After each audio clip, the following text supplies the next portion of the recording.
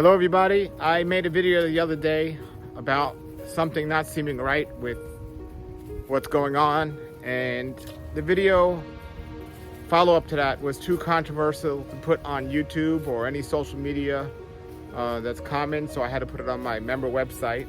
And today's a follow-up to that video.